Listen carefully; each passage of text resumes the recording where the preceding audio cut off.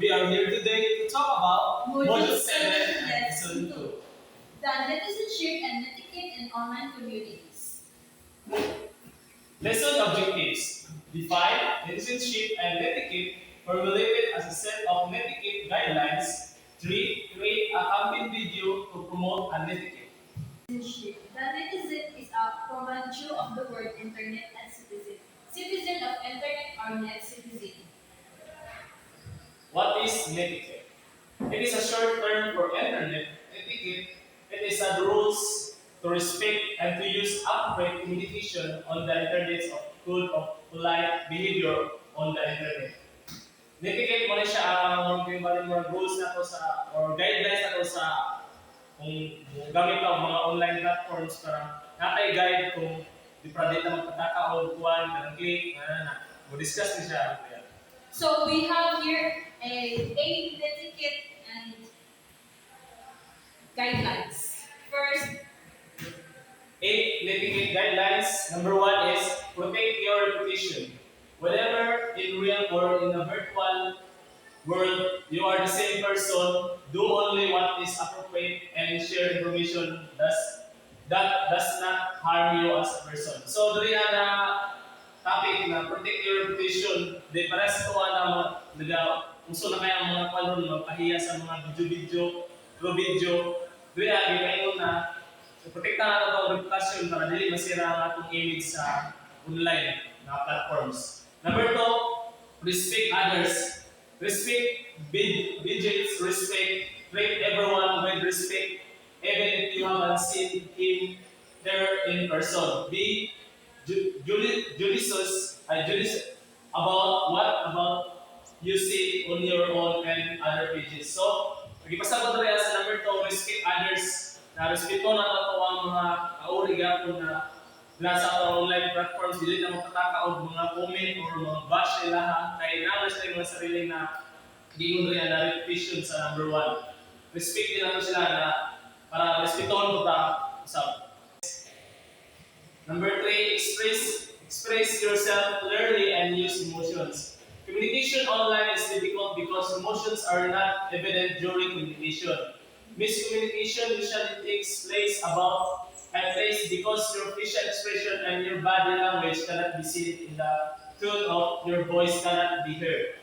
Thus, emotions are readily available to show your emotions. So, dali number 3, show nimo yung emotions through online trip. Kaya happy ka na ang imong naong dili kayo kwan, dili happy, dili ka sa mga pagkatao. Dili sa online na ginaingon riyan na dapat emotion sa imong emotion, mag-smile ka kami para ang imong mga kwan ma-convert ma-convey mo yung mga tanaw sa imo. Ang number 4 explain niyo. next, number 4. Remember the intellectual property. Ideas online are products of intelligence of others. If you need to cite them, acknowledge the authors. You definitely do not want to steal the properties of others. Example, kapasa na plagiarism, mamuha na lang, kung sa hindi pang buhat sa own galing nga topic, tapos gikuha na ni mong galit, wala kay panangin sa main nga nagbuhat dyan.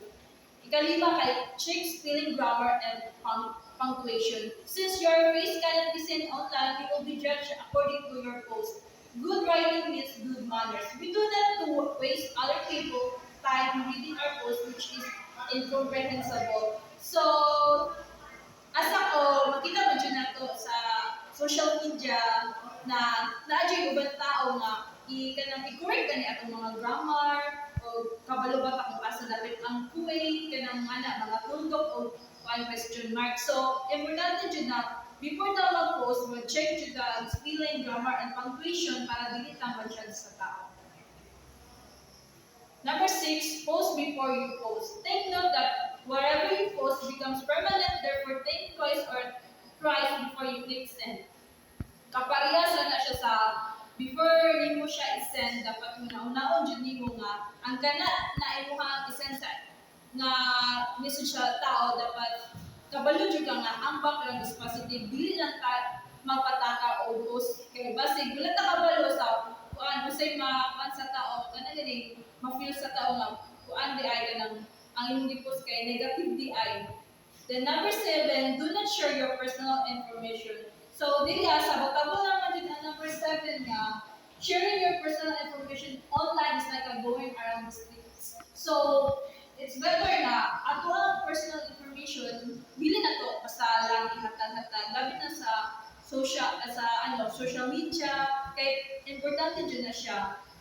Last is think about who are or what you are representing. As a son or daughter, you represent your family. As a student, you represent your school. You do what your family or school what and share what you do. So, example ni what are you representing ka ng nakay kuan as a son or daughter.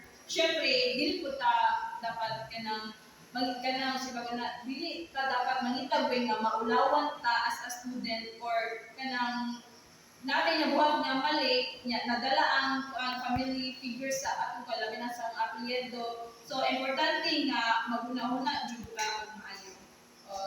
So, our motivation, we are possible for the public face that connected world is. Specifically, our individual digital reputation is shared by our posts and social media. So, that's all. Thank you.